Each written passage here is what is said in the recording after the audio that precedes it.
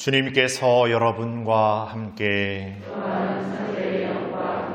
요한이 전한 거룩한 복음입니다.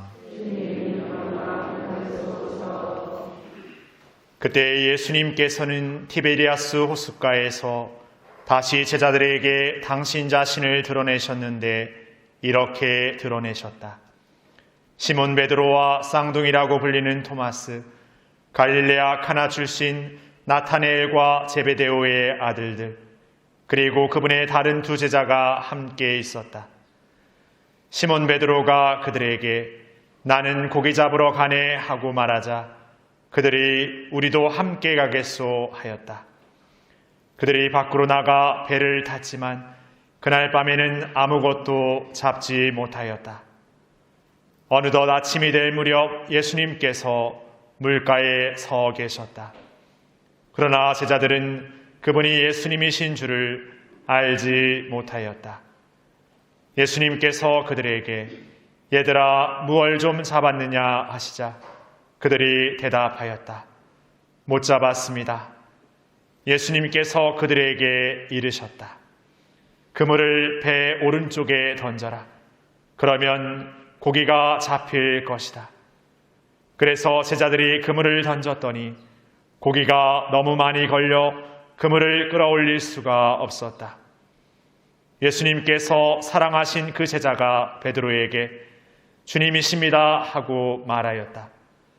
주님이시라는 말을 듣자 옷을 벗고 있던 베드로는 겉옷을 두르고 호수로 뛰어들었다. 다른 제자들은 그 작은 배로 고기가 든 그물을 끌고 왔다. 그들은 무태서 100m쯤밖에 떨어져 있지 않았던 것이다.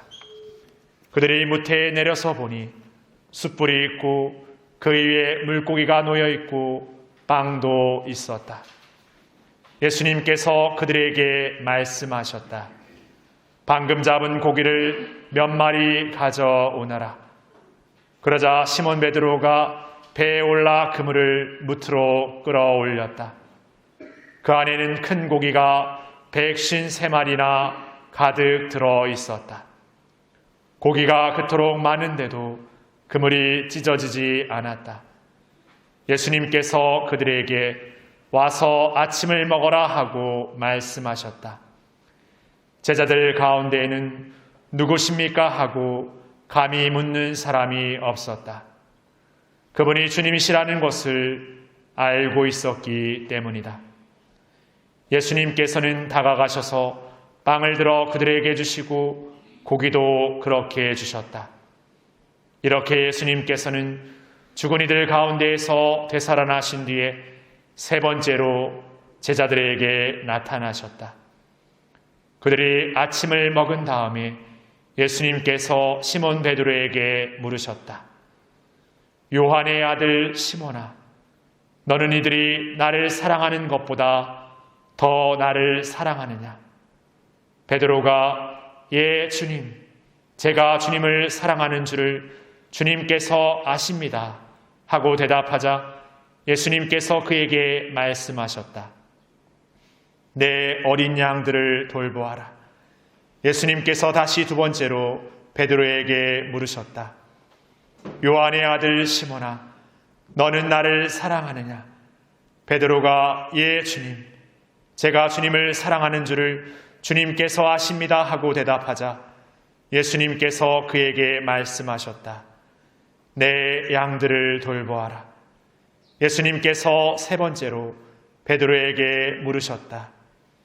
요한의 아들 시몬아, 너는 나를 사랑하느냐? 베드로는 예수님께서 세 번이나 나를 사랑하느냐 하고 물으심으로 슬퍼하며 대답하였다. 주님께서는 모든 것을 아십니다. 제가 주님을 사랑하는 줄을 주님께서는 알고 계십니다. 그러자 예수님께서 베드로에게 말씀하셨다. 내 양들을 돌보아라. 내가 진실로 진실로 너에게 말한다. 내가 젊었을 때에는 스스로 허리띠를 메고 원하는 곳으로 다녔다.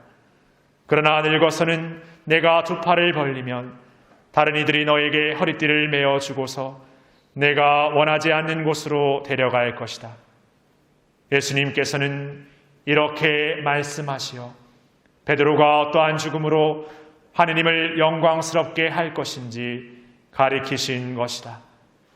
이렇게 이르신 다음에 예수님께서는 베드로에게 말씀하셨다. 나를 따라라.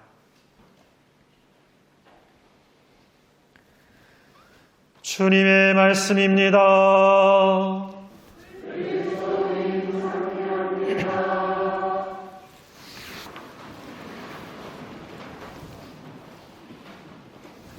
참 예수님, 벌써 5월 성모 성월입니다. 5월 첫 번째 날 부활 3주일 맞고 있는데요. 오늘 특별히 여행이나 어떤 다른 이유로 타 본당이나 타 교구에서 오시는 분들 한번 손들어 보시겠습니까? 우리 이분들 위해서 환영의 박수.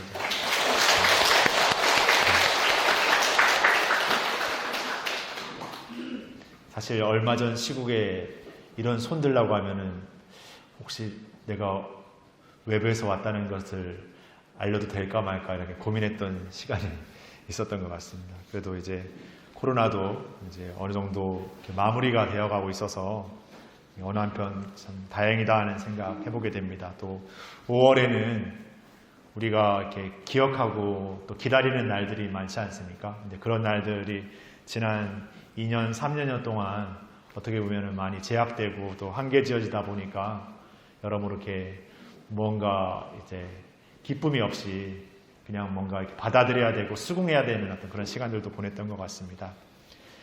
그런데 우리가 지난 2년, 3년만 생각해보기 말고 지난 내 신앙생활 안에서 우리에게 주었던 부활이라는 시기를 한번 생각해 봤으면 좋겠습니다.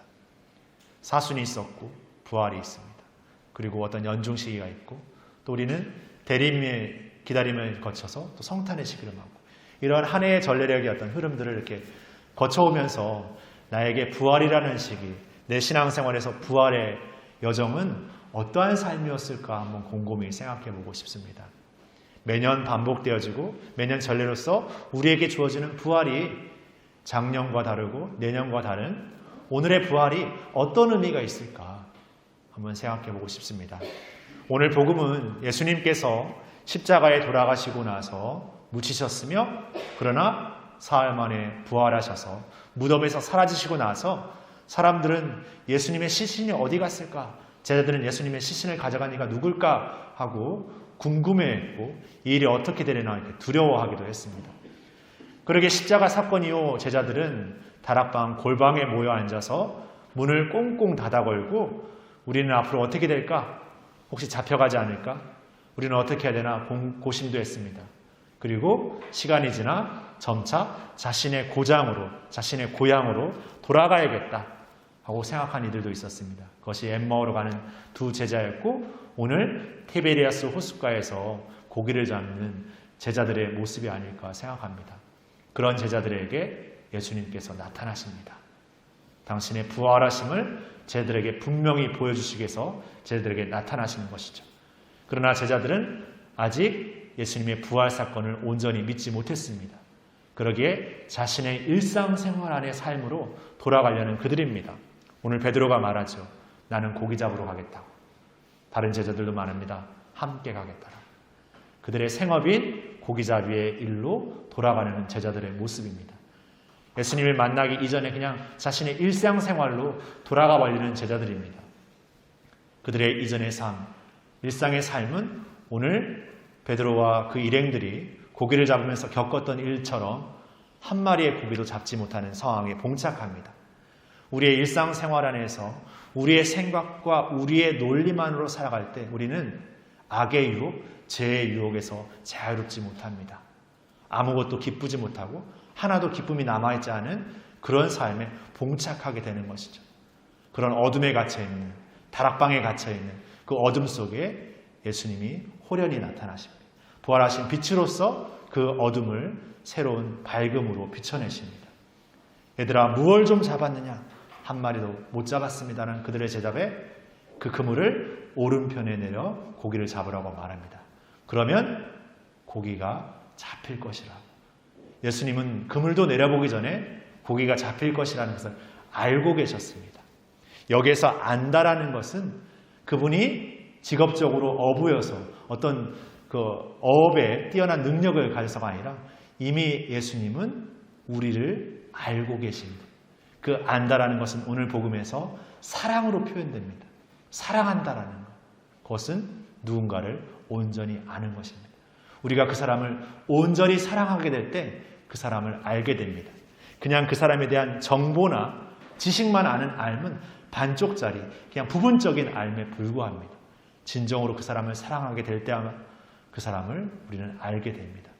그 사랑으로 예수님을 오늘 초대하십니다. 그래서 그 사랑으로 초대하시는 예수님을 누가 먼저 제일 알아챘습니까? 복음에서 예수님께서 사랑하셨던 그 제자, 우리는 그를 요한 사도라고 이야기하는데 그 제자가 예수님을 알아보죠.